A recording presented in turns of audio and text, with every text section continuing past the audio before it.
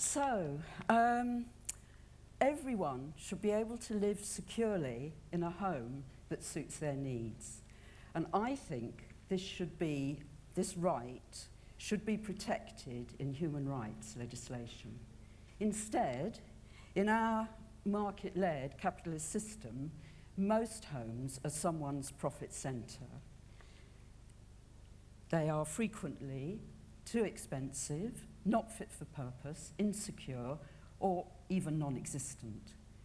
What's it like to be spending more than half of your income on rent or mortgage repayments, to be subject to no-fault evictions, or to be worried about losing your job because you might lose your income?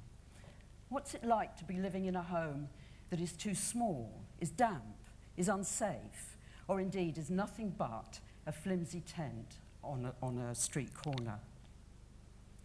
St Anne's Redevelopment Trust, or START for short, is showing a different way, a community-led way to challenge the business-as-usual housing development system, along with hundreds of other community-led trusts, community land trusts around the country.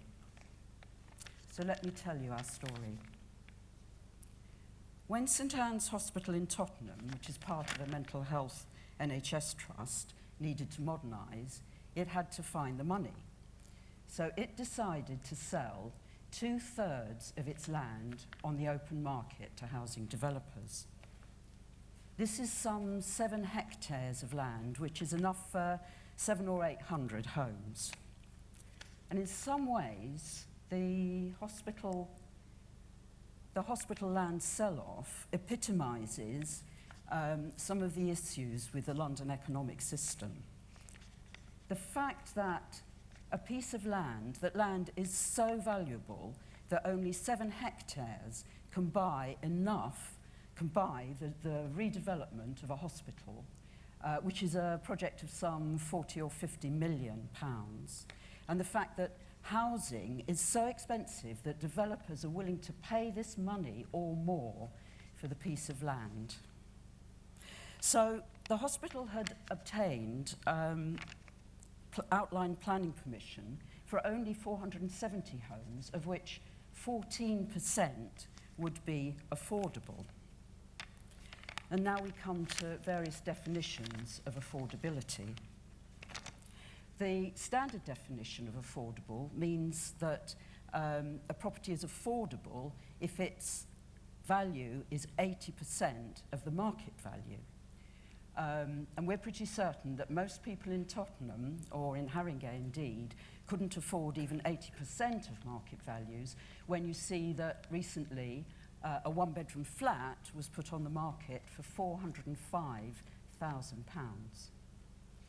So we in START have a different definition. We're using a different definition of affordable, one that's linked to incomes.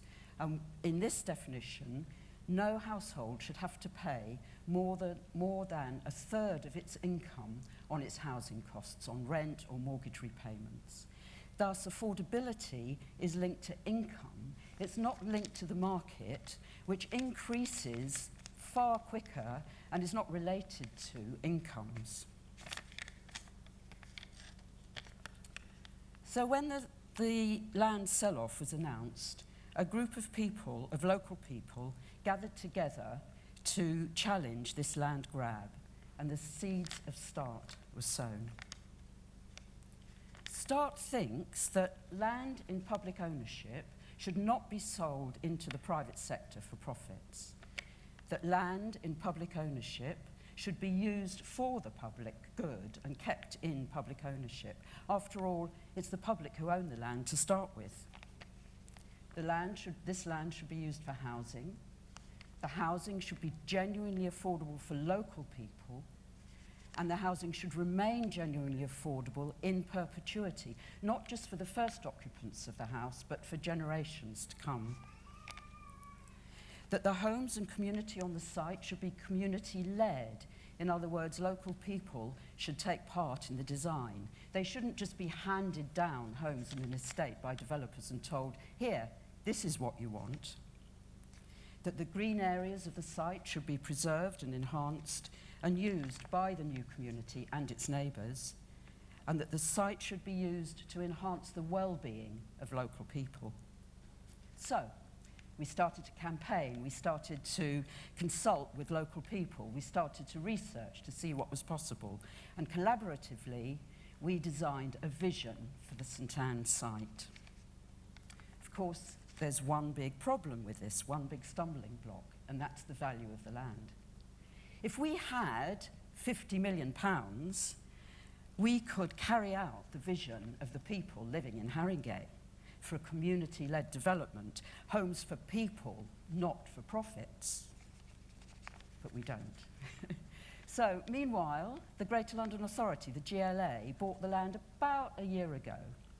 What they want to do, though, is put it out to tender to developers on the London Development Panel to implement the London Housing Plan.